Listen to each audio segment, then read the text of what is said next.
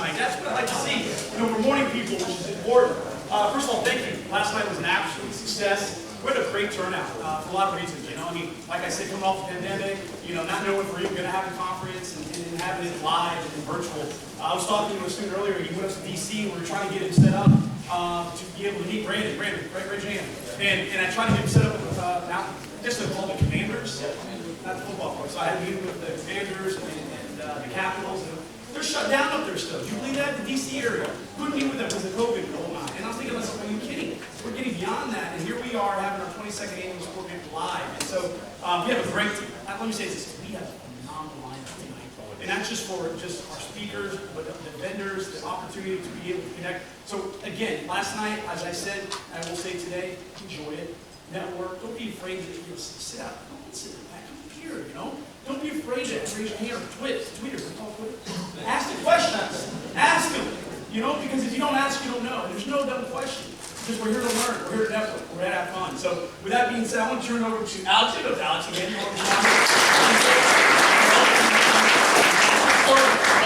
Thank you. Good morning, everybody. How are you guys? Welcome to the second day of the 22nd Annual Sport Management Conference. First, I'd like to thank our breakfast sponsor, Lucky Goat, as well as the rest of the sponsors that made this event possible for us. And a special shout out to Mr. Alan Hanstein, who provided our name badges for us. Wait, Alan!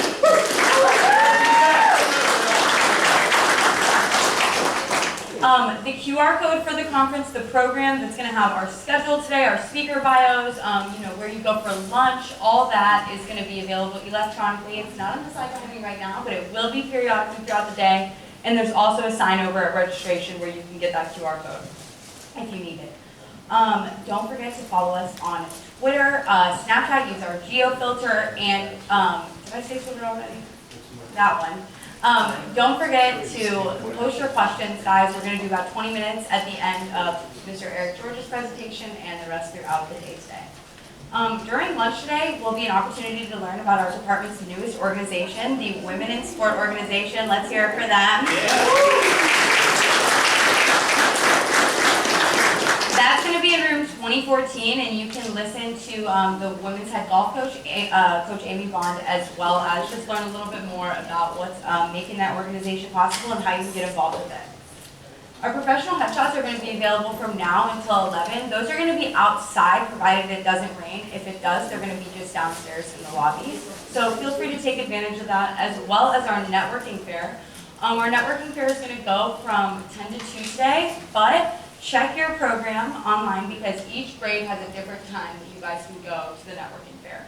So check that, and there's going to be about 20 organizations there that would love to network with you guys, possibly offer internships and the whole thing. So without further ado, I'd like to introduce our first speaker today, Mr. Eric George. He is from Mississippi State University, and he is the Senior Executive Associate Athletic Director and CFO. And he is also in charge of football operations. Also, just a couple announcements before we take the stage. I do have this notebook up here. It was left last night, so whoever's it is, feel free to come get it. I'll hold it over here. And please remember to silence your cell phones. We don't want those going off while our speakers are presenting. So give it up for Mr. Eric George. Hey, thanks. Good morning, everyone. Appreciate you having me. I was in your shoes. Back in 2012, was a PhD student here for a semester, and then I dropped out and got a job. So I appreciate them having me back, even though I didn't finish the program. But this is a great place, and I'm truly honored to be back here. Just wanted to spend a little time today talking to you guys kind of about my journey and hopefully give you some tips and pointers as you're wrapping up here and looking to get out into the real world. And then we'll talk a little bit about what's going on in college athletics. That could be an all-day topic, but we'll hit some of the highlights just to kind of give you guys a heads up of what's coming, and then certainly we'll answer any questions y'all might have. So with that, just a little on my background, my bio. I grew up in Texas, was born and raised there, and went to Texas A&M. I was on the football team for a little while, had jaw surgery, and that ended things. But studied accounting, did a 5-year program where you could get your bachelor's and master's at the same time. And then went out and started working in the real world in public accounting. Did that for 2 years and realized I wanted to do something with sports. So I was not as smart as you guys. I didn't take sport management classes. I didn't get in when I could have in college, but figured out pretty quickly that was something I wanted to do. And I'll also want to point out I've got a wife and 2 little girls, and they're a very big part of why I'm here, why I'm doing what I'm doing. And you'll see pictures of them throughout. But we were here. My wife actually ran the fitness group exercise program over at Leach for the semester that we were here. So have some great memories, and really did enjoy our time here, even though it was pretty quick. So getting into the professional side of my career, like I said, I started in public accounting, did that for about 2 years, realized I wanted to be in sports, so, best way to do that is to come back and, take some sport management classes and try to get a PhD. And when I was here, my first semester, I met Dr. Pappas, and that really changed everything. So, did the international tax side, did the PhD side, but then really what I wanted to start talking about is the sports, the athletics side of this. So when I was here, Dr. Pappas said, hey, there's a guy that just got the CFO job at Texas. You need to talk to him. He's a great guy, good buddy of mine. He actually worked at Florida State with me. You need to reach out to him. And before I even had a chance to do that, they posted a job in the athletic department over at Texas. So that was a chance for me to, to get back close to home, to get started in the spot that had the largest budget in the country. Even though I was an Aggie, putting on the burnt orange was really tough. So it'd be like you guys going down to Gainesville and getting a job. But it was a great first move. It was a great way to really get my foot in the door, to learn about the athletic side. And I was very fortunate. So Dave, who was the CFO there, now is the CFO of the CFP, the College Football Playoff. And so he took care of me. He saw that I wanted to grow and advance my career, and he gave me a ton of opportunities. And it was really crazy. So you think about Texas, and the largest budget in the country is just a well-oiled machine. When I got there, they didn't even have budgets. Okay, it was just spend whatever you want because we're going to make more than that. All right, it was just, think about that. Like, just spend whatever you want. I even remember one of our golf coach at the time, when we said we were going to start implementing budgets, not to really restrict you, but just to track and monitor and know what we were doing. He came in and he said, well, DeLoss, the AD, said, I don't have a budget. My budget's whatever it takes to win a championship. And Dave goes, well, you won one last year, so we know how much you can spend. So that was just, it was eye-opening to me to be somewhere like that, and to think from the outside looking in that it was just well-oiled, they knew exactly what they were doing, and then you get on the inside, they had no clue what was going on. The business office was, one lady that was she started when she was 18 as a student worker, never left. One person that was an intermittent worker that never left. One guy that worked in the mailroom that they just brought over. It was just a hodgepodge group of people. No one had a business background. No one had accounting experience. It was just, hey, we'll find whoever we can get and let's go. And so Dave really revamped that, and I got fortunate enough to come in at the entry level and really see and learn a lot. So I was there for about 2.5 years and really kind of had the itch to do more, to advance, and to see more things. And unfortunately, in college athletics, for you to advance, you usually have to move. It's very rare that you can work your way up. You can ask Dr. Pappas, he's bounced around the country, that you can't just stay in one place and move, because there's one job at each level. And it's not like some of these corporations where they may have 20 people in the starting class and then 15 advance and then 10 more. It's very much, you don't advance unless you go elsewhere. So around the end of 2015, I kind of felt like I was, I hit my ceiling, was looking for something else. I was very fortunate enough to get an opportunity at Clemson. And I will say, whenever I was at Texas looking at the job at Clemson, it was not the Clemson that it is now. I got in my first year there, so I was offered the job in August of 2015, started at the end of September. That was the year that they went to the championship game and lost. So that was the start of all of it. So I like to take credit for me coming there. Dabo was there 5 years. They hadn't gone to the CFP. I come in and sure enough. But I was very fortunate, again, timing-wise on that one. I would not have gotten that job if they posted it now. All right. I was 2.5 years into my college athletics experience, my college athletics tenure. I wouldn't have gotten it, but it was a little bit of a unknown school. It was a job that just wasn't as attractive at the time, and I admit that, and I recognize that. But it allowed me to really kind of take 2 steps up. So I went from being the number 3 in the business office at Texas to running the show at Clemson, and then the success that came with it. So it really got kind of thrown into the fire, but it was a great opportunity for me to get to learn. And then, you know, as we had success there, the budget grew, and really was an incredible opportunity, which led me to where I am now at Mississippi State. So I started in 2020. April of 2020, I remember I was talking to the AD. So my buddy Jared Benko, who is now the AD at Georgia Southern, was in my position at Mississippi State, kind of as the number 2 role there, before I got the job. And he called me and said, "Hey, I've just got this job at Georgia Southern. Would you be interested in filling my spot?" And I was like, "Yeah, it sounds great. You know, definitely interested. I'm happy at Clemson. It was an incredible spot. Was very fortunate to work with some great people, but." Like, yeah, you know, I can't not look at it. So I was talking to the AD. This was during the week of the SEC and ACC and all the conference basketball tournaments, and he's like, "We want to try to get you out here as soon as we get back from Nashville." He calls me the next day. He's like, "Hey, everything's shutting down. So if you can't get out here this weekend, then I don't know that we can bring you in." So I was like, "All right, pack up the car." I did want my wife and kids to come with me so they could see Starkville and see if it was the right fit. But given that that was a last minute thing, we just threw everything in the car and drove down that weekend. And I interviewed on Monday and Tuesday, and by Tuesday the whole campus was shut down. There was nothing going on. So like I just barely snuck in there, and then started in the middle of April. And for the first 2 months, there was no one on campus. I actually got to live. We have some lofts in the baseball stadium. Right? So there's like 12 2-bedroom, 2-bath. Kind of condos that people can rent. There's 64,000. Actually, we just bumped the price up. So $72,000 a year to rent those. This is for baseball now. Yeah. Baseball. That's right. They sit right at the outfield. You can look into the stadium. It's an incredible thing. But yeah, when you think about it, people are paying $6,000 a month, and it's not even their primary residence. Right? But since everything was shut down, there was no baseball. They were open, so I got to stay there, which was incredible and spoiled me a little bit. So they had to come back to reality when we moved out. But the campus was shut down, so I didn't meet anyone. I didn't know anyone. Everyone was Zoom. So it was a really interesting time to make that move. But turned out being a great opportunity for us.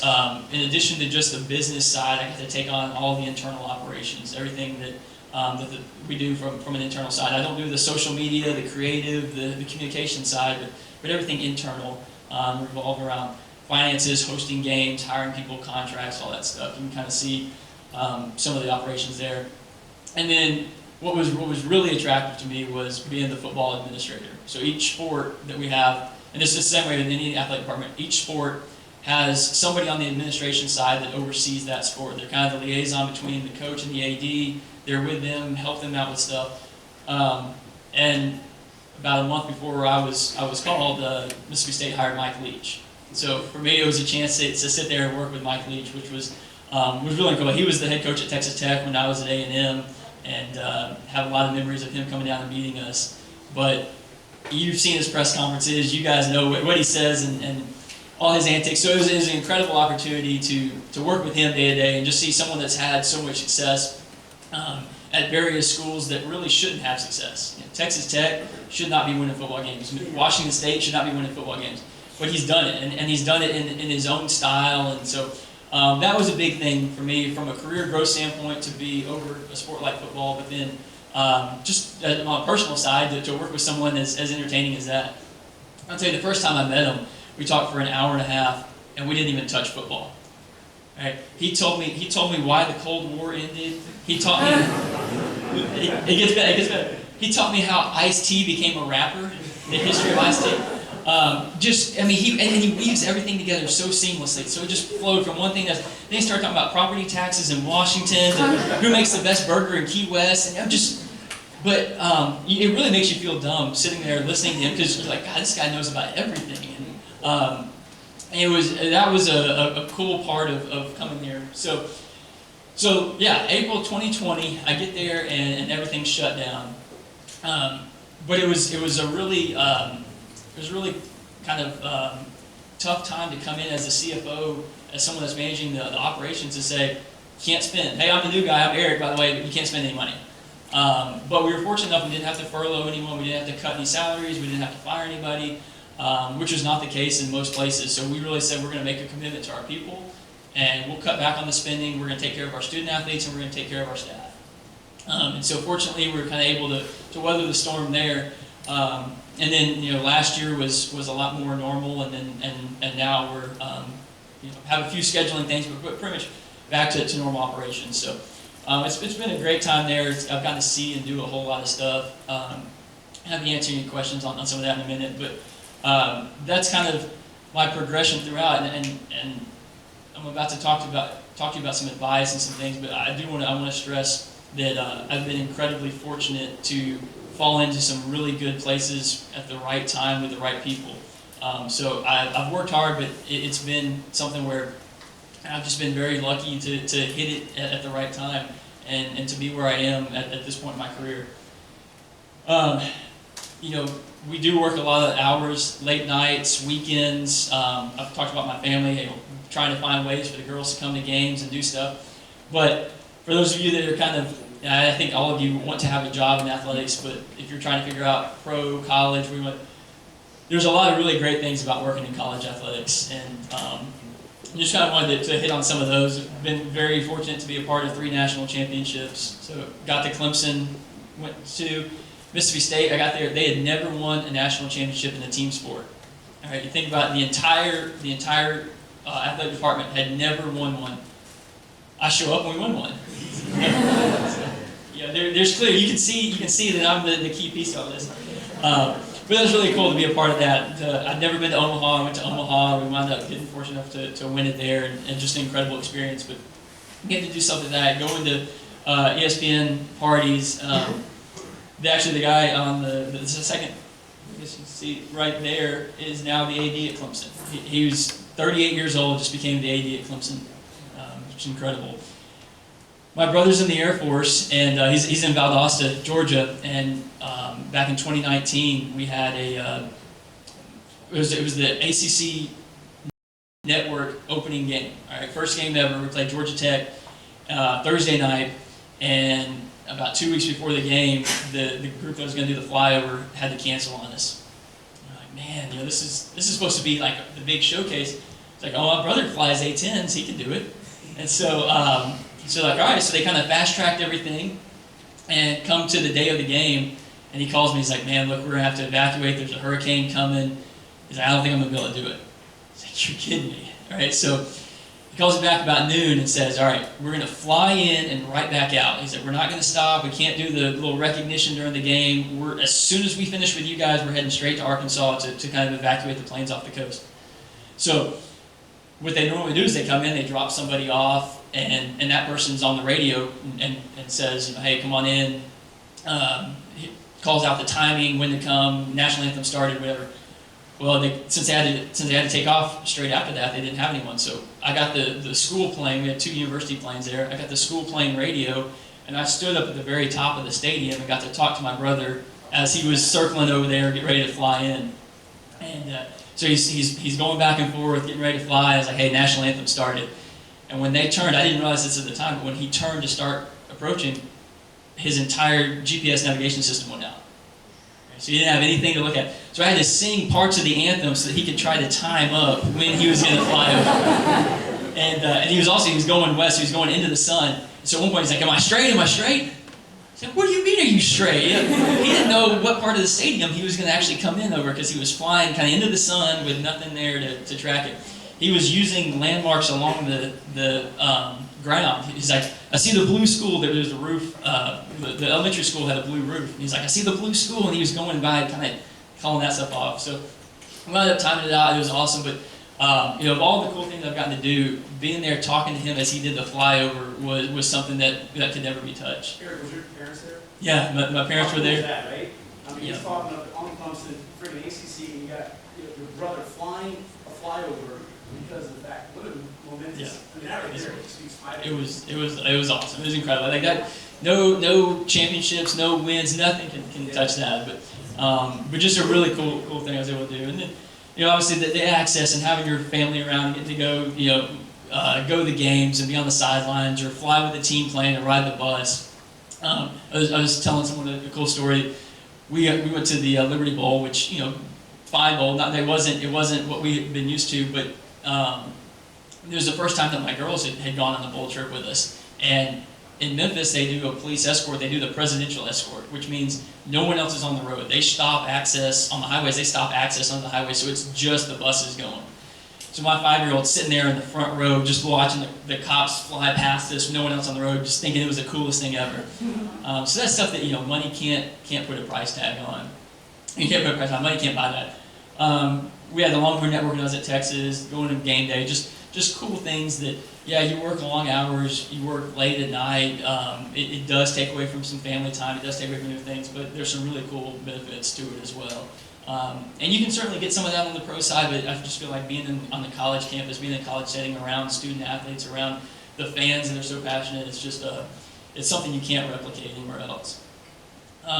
So with that though, want to give you guys a little advice, hopefully something to take away.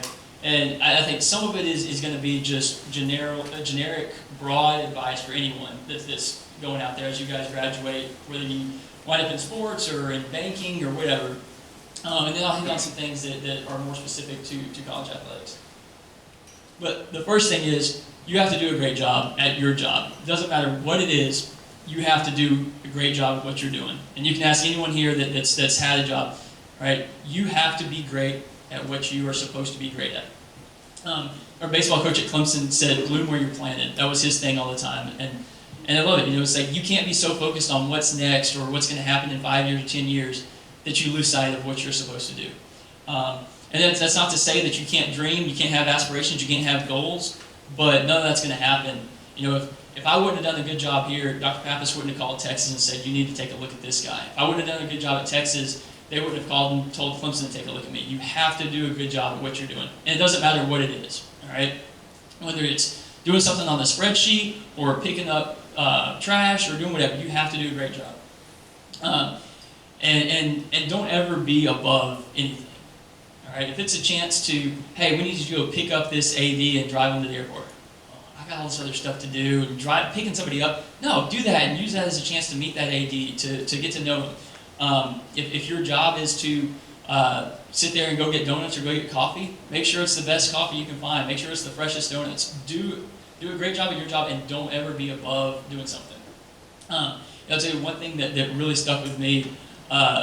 Whenever my first year at Clemson, we hosted the baseball regionals, and when you host a regional, you have to have all your staff have to work the stuff. You can't have like when the tarp, if it rains and you have a tarp crew, a lot of times the teams go out and pull the tarp, and the players do that. Well, you can't have the players do that. You can't have a home field advantage or anything. So you have to have staff or volunteers come out and help with that stuff. So. Of course, if you're gonna host a regional, it's gonna rain every day, and you're gonna have to pull the tarp and do all that.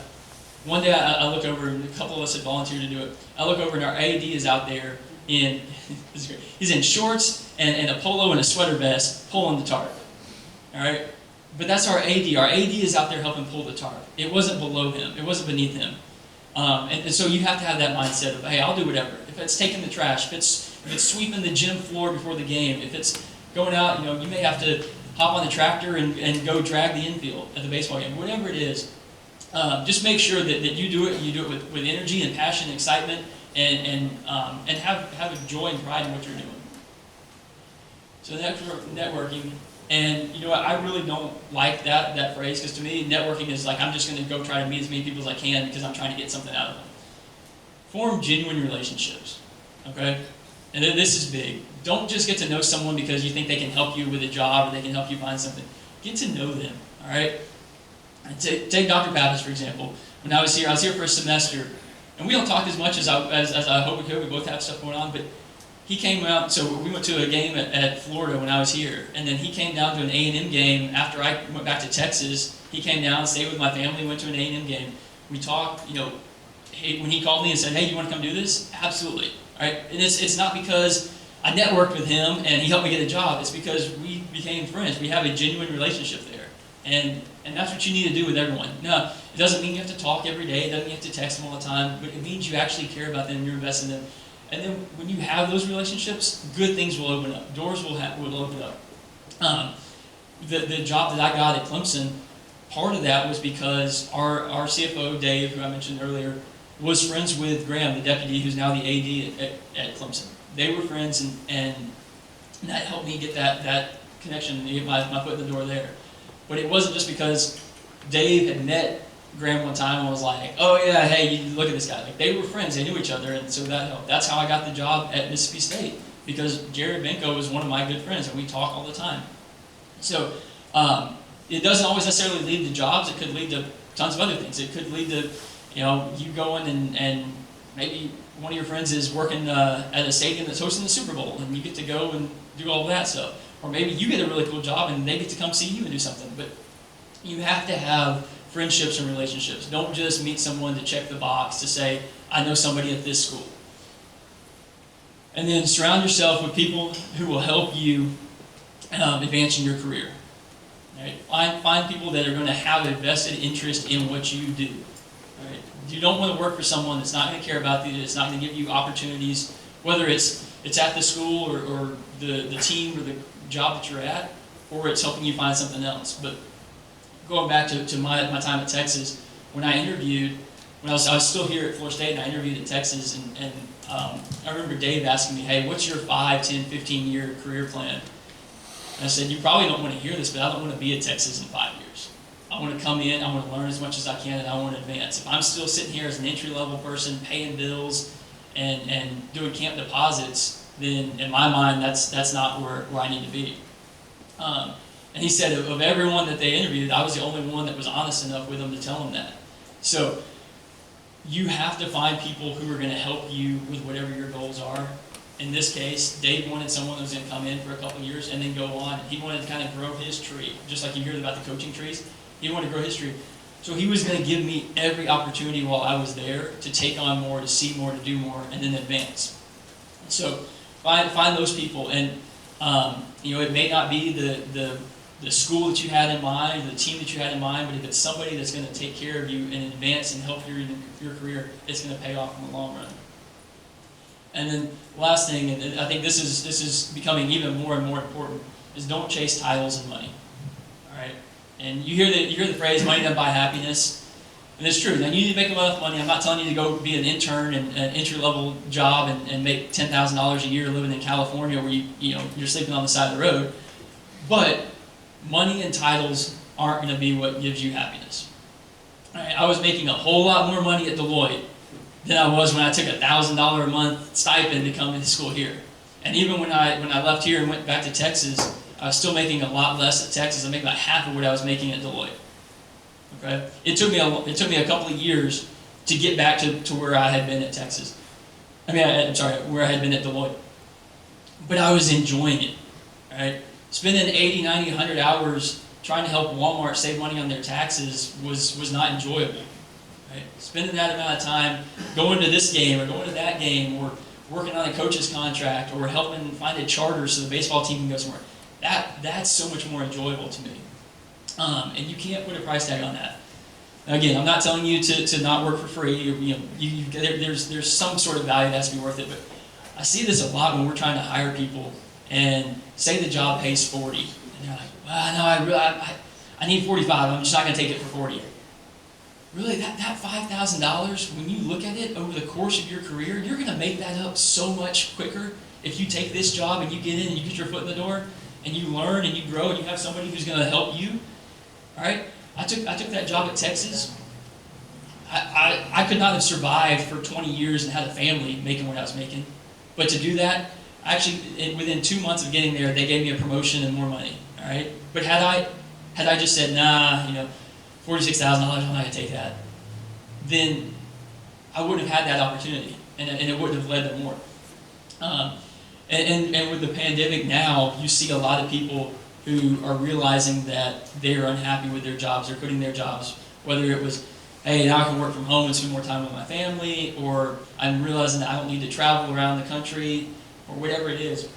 And you're seeing a lot more of that, of people realizing that happiness is really what's important. And I think you can have both. You can have a great job, you can have title, you can have money, but it's got to be for the right reasons. So, as you guys come out of school, find something that's the right fit for you. find something that aligns with what your passions are. And if it's not that, if you take a job and it's not what you think it is, then you can change. You know, I took a job doing something I thought was going to be really good in public accounting, and less than 2 years later, I changed. You can do that.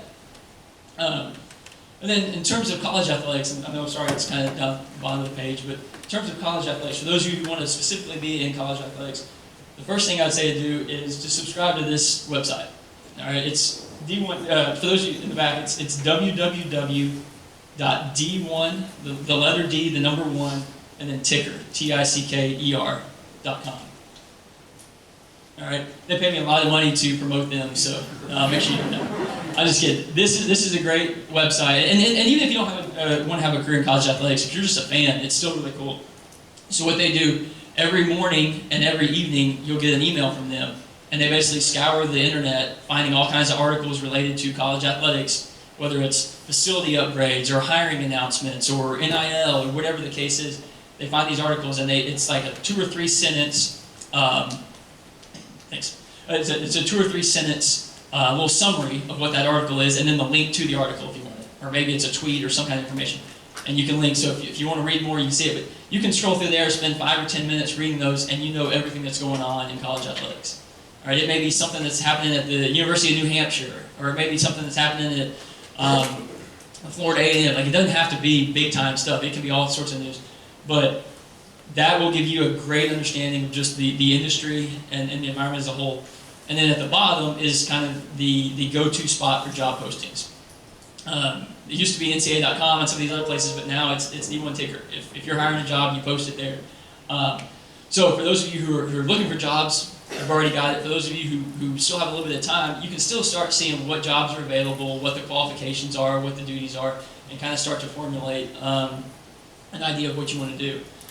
And then the very last one is make a list of the top schools and reach out to people there. All right. And one thing that I see all the time, especially in Starkville and Clemson and some of the small college towns, people get there and they're like, oh man, this wasn't what I thought it was, and 6 months later they're finding a new job. All right. What I did when I started early on, someone gave me this advice, it's been great. I made a list of the schools that I wanted to work at. Okay. And it's different for everyone. Look, I grew up in Texas. Football is king. All right. And I remember we went to a high school game, and high school football here in Florida just isn't the same. You know, I grew up in a spot where, you know, for our normal games we'd have 15,000 people. All right, for the state championship games in Texas, they have 55, 60,000 people at a state championship game. They have $60 million stadiums with high schools have indoor stadiums, indoor practice fields. All right, football's key to me. I have to be somewhere where football's played. All right, so that's just something that I have to do. I don't like cold weather. All right, I'm not going up north. So my footprint, and my wife likes small college towns. She didn't want to live in the big cities. So as we kind of made this list, it became very clear that there were a few ACC schools, most of the SEC schools, and maybe a few Big 12 schools, and that's it for me. All right? And that's fine. And I realized that because of that, my growth may be slower than if I'm willing to go somewhere else. The guy I mentioned earlier, Jerry Vinko, who's at Georgia Southern now, he wanted to be an 80. That was his goal. And so he's bounced around. He was at Auburn for a year and a half. He was at Mississippi State for just under 3 years. Like, he moved around a lot. And that's great. That's what he wanted. In my case, I want to be somewhere where my family's going to be happy, where I can be around this stuff. So my point in all this is saying, though, is make that list of what's important to you, whether it's big school, small school, football, basketball, East Coast, West Coast, whatever it is, and make sure you kind of stay true to that. That's not to say you can't take a job that's not on that list, but if you're blinded by the money, the title, something else that seemed cool at the time, you're going to get there and realize that it wasn't. It didn't meet your criteria. It didn't check those boxes. And then when you reach out to those people there, again, going back to that point of forming relationships, reach out to them, tell them that you're a student here, that you're looking to get into athletics, that you want to learn more and grow and see kind of what they do, how they do their job. Don't just call and say, hey, you got any openings? All right? Don't just email and say, hey, I'm looking for a job. Can you help me out? Get to know them, find out what they do, and then ask them if they know more people, and start to meet more people, connect with them, form those relationships. All right, so that was kind of, and again, I'm happy to answer questions, but that was kind of my path. Also wanted to spend a few minutes, because I know there's a lot going on in college athletics right now, And some of it we can talk about, some of it we can't. But I want to kind of run through and give you guys an update for those who aren't aware of what's transpired in the last few months and where things are headed. So I threw a lot of things up here. That is by no means everything, but certainly some of the hot button items right now. The NCAA Constitution. So they just met in January to look at revising what the articles in the Constitution for the NCAA is. And this is something that, like a lot of things, the NCAA has been around for a long time, and rules just get placed on top of rules on top of rules, and so you get to the point where no one really knows what's going on or who's in charge or how many rules there are or what you can do.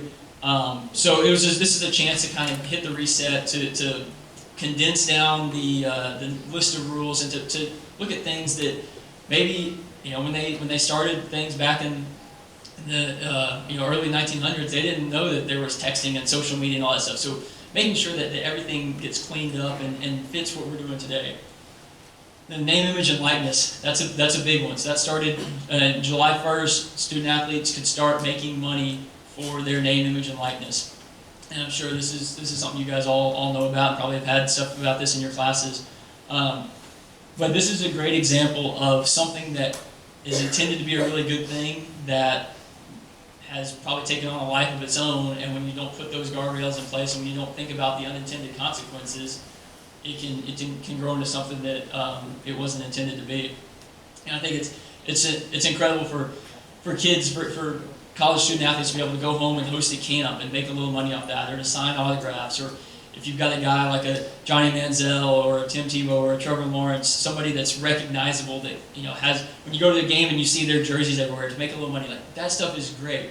When now you get into recruiting wars and you're paying money, and A&M signed a supposedly a $20 or $30 million class, when you get all that stuff, that's not really what it was intended to be. And so when you don't have each school operate by the same rules, it becomes pretty problematic. And then the Alston Academic Award. So that was another court case where they basically said that the student athletes aren't getting their just due. So they came out and said you can give $5,980 a year worth of academic award money. All right, so for those of you that don't know, you've always been able to provide athletic awards. So if you make it to a championship game and win, you get a ring or a watch. If you go to a tournament, you can get them a shirt or some sort of participation award. And a lot of schools just give a gift card and give money to the student athletes. But you've always been able to award the athletic side of it, the performance side. Now you can give that money for academic achievements. And it's up to each school to kind of figure out what they want to do or how they do that. But you can't give more than $5,980 in a year. You're also not supposed to work with other schools to collude or to form what you do. So every school is kind of on their own with how they establish that policy. Some schools, it's just, if you're enrolled, you get the money. Other schools, you got to have a certain GPA or you have to be eligible. And so it's really interesting how that's playing out and what schools are doing and when they're paying it. And then when you factor in, we've got the transfer portal down there. What if you pay a kid $5,980 and the next day he's in the portal and leaves? How does that all work? And then students or employees, that's going to become a big deal. You talk about players, student athletes becoming employees and unions and what happens with that. And I think the biggest thing is right below that with Title IX. Right? If right now Title IX requires you to provide equal opportunities, and it doesn't necessarily have to be dollar for dollar the same, but you have to provide opportunities for men's and women's side and give them both their just due. Well, we've got 16 sports at Mississippi State. Clemson had 19, they're about to have 21. Texas had 20. You guys know how many of those made money? Close. Two, let's see, twos, threes, ones, y'all are right there. At Mississippi State, we have 3, and that's because our baseball team makes money, which is very, very uncommon. But in most places, it's football and basketball. All right? That's it. Men's basketball. Football, men's basketball. So you think about, like, if you're Ford, if you're a car dealership, all right, and you're producing all these cars and only 2 are selling, what are you going to do? You're going to stop taking those other ones. You're just going to have those 2. All right? We don't do that in college athletics. Because of Title IX, we have to have all these other ones. And that's part of the reason why I love it. I love that on this day I'm going to this game, and this day I'm going to the next game, and I love that it's all that. But whenever you stop and say, hey, now they're employees, Title IX no longer applies. So in order to fund all that, are we going to see schools restrict down? What's going to happen to all those Olympic sports? And so that's going to be something that I think I was talking earlier about unintended consequences. That's going to be something that really has to have a deep look into it so that we don't get to a point where we end up with every school having 2 sports. That wasn't what the intention was. And the transfer portal, that's been wild. And it's in some ways it's a really good thing. It gives kids a chance to get a fresh start and to find an opportunity. Maybe they were backing up somebody that isn't going to leave and they want a chance to play. Great. One thing that does become kind of a cautionary tale though is a lot of these kids go into the portal and then they don't find a place. So they're giving up a full scholarship somewhere or a partial scholarship somewhere, going into the portal, and then they're coming out with nothing. So I think in a lot of ways it's important to realize the grass isn't always greener. Maybe it is, in some cases it certainly is, but just because you're not playing or just because the coach said something you don't like, or it doesn't mean you need to jump in the portal, because you could wind up being left out of having an opportunity to have a scholarship to be left out. And so that's going to be really interesting to see how that plays out. And then extrapolating that out further into just the real world, there's a lot of situations you go through that life isn't great. It's whether it's a job or career opportunity or whatever. Personal situation where you have to tough it out. And so in some cases, giving somebody an opportunity to leave stunts them from growing and facing the problems and working through adversity. Skyrocketing expenses, that's one. I will tell you, especially on the financial side, being the CFO, I thought the pandemic was going to hit the reset button for everyone. All right, when schools are losing 50, 60, 70 million dollars in a year, I thought that was going to be a chance to say, okay, we were spending too much on certain things, we need to scale back. And then you get Auburn fires their coach, pays 20 million. South Carolina fires their coach, pays 12 million. Like, God, you're furloughing and letting people go and cutting salaries and all this, and then you're paying somebody. So clearly I was wrong. Things have not stopped, and expenses are continuing to increase. So what's that going to look like over the next few years? And declining attendance. And this is one that's really interesting because your 2 biggest revenue streams at a Power 5 level, your 2 biggest revenue streams are ticket sales, and then if you want to lump donations and contributions into that, ticket sales and contributions from fans and owners, and then TV money. All right. Well, you want TV money to grow, but in order to grow and do all that, you have to have subscribers, so they're probably not going to the games. You want your fans to come to the games, but if they're doing that, they're not sitting home watching on TV. So your 2 biggest revenue streams are in direct competition with each other. So how do you incentivize people to come? How do you get them there? And then, with the pandemic and people being at home and not being able to go last year, how can you bring them back in? They may have spent $20,000 on a back porch, patio, grill, pool, whatever. I can sit in the pool and watch a game on their TV. How are you going to get them to come back to the game? So you'll see a lot more focus in college athletics on what that environment's like, and more building up premium areas instead of just extra seating and downsizing the stadiums. So something to keep an eye on. I know I'm wrapping up on time here, but if you guys have any questions, happy to take them.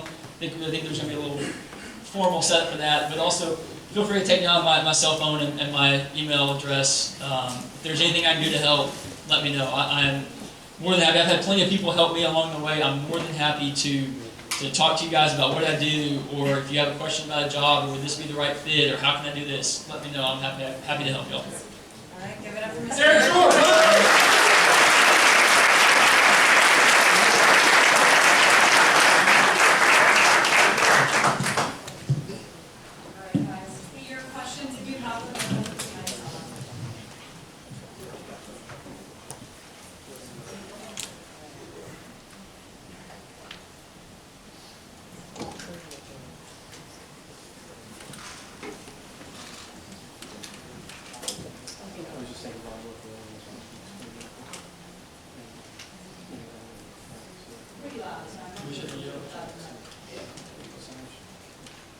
All right, Matthew. Oh, cool.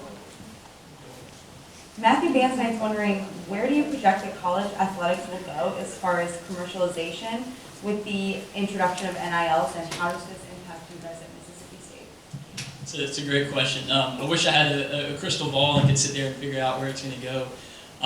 To be honest with you, it's still unknown, and I'm not trying to dodge your question, but there's really no telling where it's going to go. There's so many different avenues right now that are possibilities, and if you look back a year or two ago to think that we'd be where we are now, I don't think anyone would have predicted. So it's hard to say. I do, like I mentioned earlier, I hope that we don't get to a point where it negatively impacts other sports, where we're cutting programs or doing anything.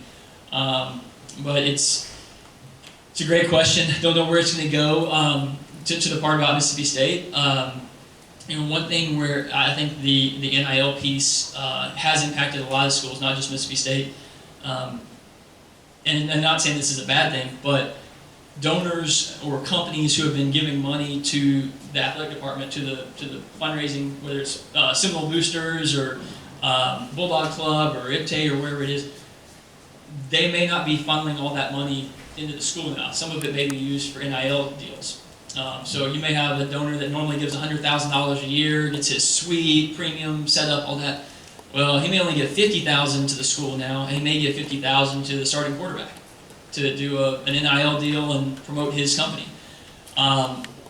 So in that case, it's great. It's going to the student athlete. He's getting that benefit. But you're taking something that would have been $100,000 to the department to use for all sports or for all student athletes. It's going to one.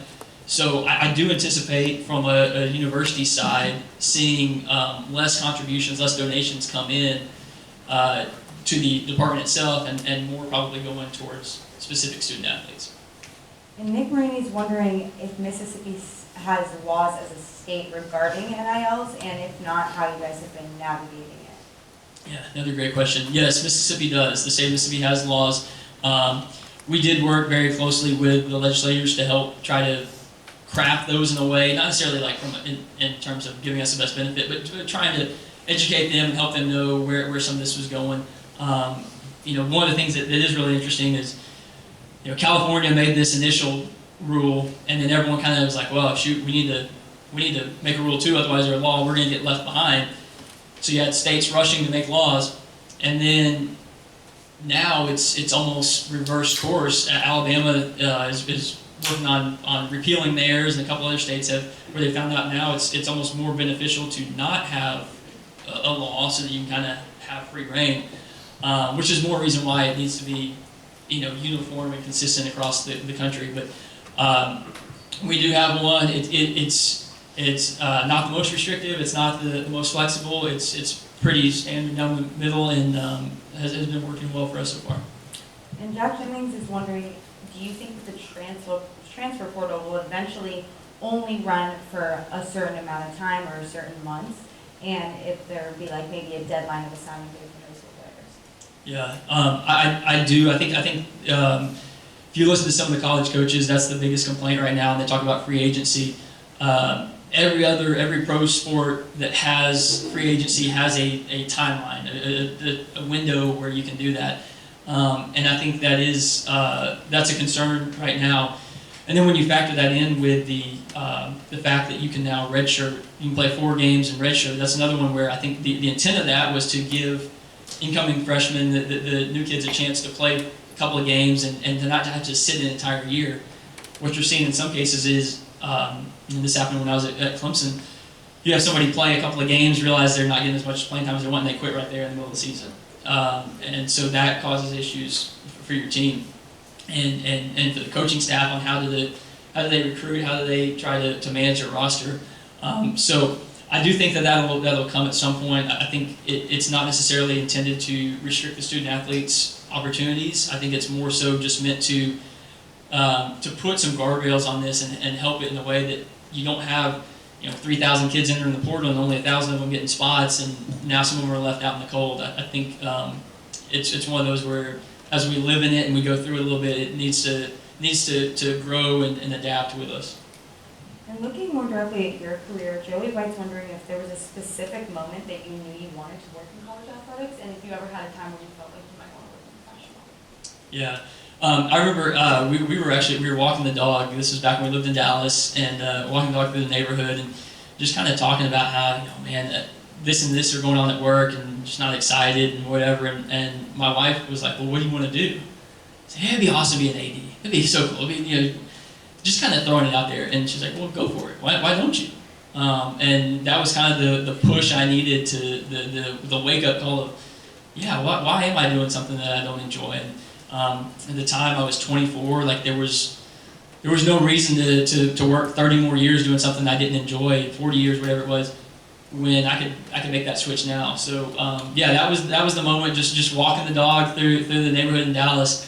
And then pro sports, there's certainly things that are intriguing about pro sports for sure. I think the thing that has always attracted me more to college, and why I like college though, is the variety of sports. Like I mentioned earlier, we've got football season and soccer season and volleyball going on at the same time, and as soon as those are wrapping up, basketball's in full swing, and then when basketball starts to wind up in March Madness, and you go straight into baseball. I don't know what it'd be like to do just football, to do just baseball. And I guess baseball on the pro side is a lot longer, but I love that every night there's a different event, there's something else, and that you're working with different types of student athletes from different backgrounds with different end goals. A lot of our Olympic sports kids, this is the time for them. They're not going to go on to a pro league, to something else. So I love that part of it. So I don't know, we'll see how things go, and I never would have thought I'd live in Clemson, South Carolina, or Starkville, Mississippi. So we'll see. But right now, love college athletics, love being on campus, love being around young people, and so I have no desire to go anywhere else right now. And I've had a few of these questions come in, and it's really just, where do you see yourself moving forward, and if it's hard to stay ambitious with a family and just balancing that work life? I'll start with the second one, the second question first. It is very difficult. It's very difficult to balance a family with your job, and that's why I think that it's really not even a balance. I heard someone say one time it's work-life integration. It's not work-life balance, and I think sports allow you to do that, which is great. It may be that I have to be up at the baseball stadium for the game until 10:30, 11 o'clock at night, but right after dinner, my family comes up, and so I'm taking the girls around, and we have a deal where after the third inning, we always go up to the club area, again, going back to access and having some of those cool perks. We always go up to the club area, and they get something to drink and some ice cream, and then we walk around through the outfield, and that's just kind of our routine, and they love that, and they know when the third inning ends, like, they're ready to go. Or after the game, getting to high-five the team or going to the locker room or whatever. It's stuff like that they're around, they're involved, and I'm still working, and I may have to dip over and help with something for a minute, but I'm still working, but they're around, and I get to spend time with them. So you can't do that in a normal job. Like if you're working at the bank, your kids can't just come up and sit at the bank and count money for you. But in athletics, they can be around and they can do that stuff. And I think for the most part, at least the places I've been, it's been encouraged, it's been welcome. A lot of the places have like a kids zone where I remember at Clemson, the corner of the soccer stadium was the kids' play area. So all the adults could stand on the fence and watch the game while the kids all played, and it was like free babysitting. Like everyone just babysat each other. So that's I think the best way to approach it is to find ways that they can be involved with it, where it's not just like, hey, I'm not gonna be home tonight. So it's like, I'm not gonna be home tonight, but you guys can come up. And then I'm sorry, the first part was it's just kind of career aspiration. Yeah. I would love to be an AD. I think that's the end goal. But I also, when I got to Texas, I saw the politics. I saw some of the stuff that maybe isn't as glamorous about it, where I want to make sure wherever I go that I have the autonomy to make decisions, where it's not a bunch of boosters forcing my hand and then I'm just the scapegoat. That was one of the great things about being at Clemson and seeing, kind of the smaller school, smaller community, how that worked. And obviously I was there at a great time, so things were good, but the AD really got to drive those decisions. He was paid to be the AD and they let him be that. And that's not always the case, especially at some of the large public institutions. You have a lot of other people trying to make decisions. So we'd love to be an AD, but it's got to be at the right place. And I've been very intentional where I went places. I went there, even Texas, I knew that I didn't want to be there very long, but I was okay if I was there. I wanted to go to places where if I was there 10, 15, 20 years because the right job didn't open up, that my family was going to be happy, that we were going to be happy, that I was going to be in a good spot. So same thing at Mississippi State. I took that move knowing that we were going to be happy in Starkville. If my kids went through high school, they're 7 and 5 right now, but if they went through high school and graduated there or whatever, that we'd be happy there. So it'll have to be the right thing, but ultimately we'd love to be an AD. Ryan Woodhoff was wondering what your biggest personal challenge was coming into Mississippi State right as the pandemic hit and how you worked to overcome that. Great question. I think personally the biggest challenge was moving a family and trying to set roots and get to know people and get to know my coworkers, my family, to make friends, all that.